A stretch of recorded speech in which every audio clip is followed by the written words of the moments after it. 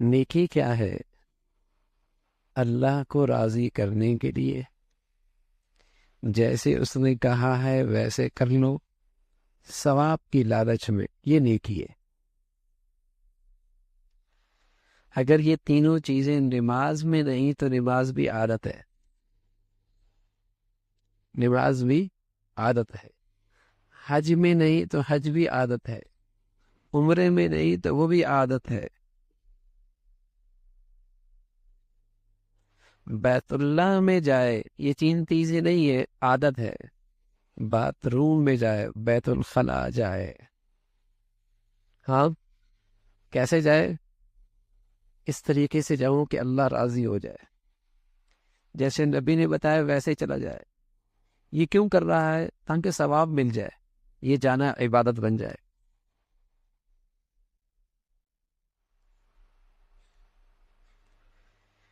یہ جانا عبادت بن جائے گا۔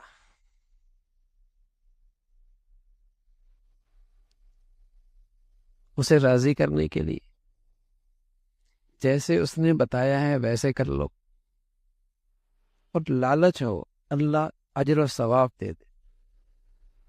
تو پیارے رسول صلی اللہ علیہ وسلم نے فرمایا قربانی کے جانور کے ہر بال کے عوض ایک نیکی۔ انہوں نے عرض کیا تو کیا اون کا بھی یا رسول اللہ؟ یہی حساب ہے۔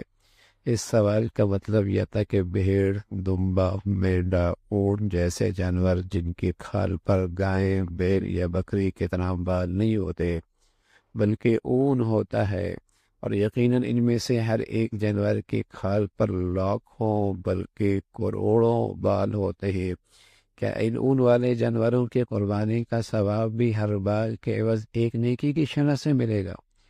تو پیارے رسول صلی اللہ علیہ وسلم نے فرمایا ہاں، اون والے جانور کی قربانی کا اجر بھی اسی شرح اور اسی حساب سے ملے گا کہ اس کے ہر بال کے عوض ایک نیکی۔ یہ اللہ کی طرف سے اس امت کو نوازنے کے بہانے ہیں، دینے کے بہانے ہیں، نوازش کرنے کے بہانے ہیں کہ کس طریقے سے اس امت کی اس چھوٹی سی عمر میں باقی امتوں میں نیکیوں میں یہ بڑھ جائے۔ اور یہ سب اللہ کے حبیب صلی اللہ علیہ وسلم کے صدقے میں ہے کہ ان 3 دنوں کے اندر، قربانی کے ان 3 دنوں میں وہ نیکیاں رکھی ہیں جو پورے سال میں کوئی نہیں، ایک پر ایک نیکی ملنے والی، اور چند ہزاروں پر لاکھوں کروڑوں نیکیاں۔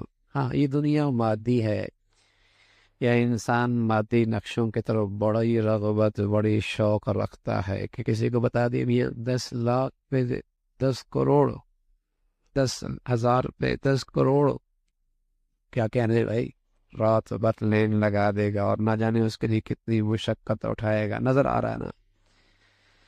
یہ نظر کوئی نہیں، لیکن اس نظر آنے سے زیادہ سچی حقیقت ہے کہ اس لیے کہ محمد رسول اللہ صلی اللہ علیہ وسلم نے بتائی ہے کہ ان چند ہزاروں پر کروڑوں کی شکل میں تمہیں کرنسی ملنے والی، اور اس دن ملے گی جس دن تمہیں یہاں سے زیادہ ضرورت ہوگی، جس دن تمہیں یہاں سے زیادہ ضرورت ہوگی، اور وہ ایسی ملے گی نہ پرانی ہوگی، نہ اس سے تمہیں اس سے محروم کیا جائے گا، وہ سدا دولت تمہارے پاس رہے گی۔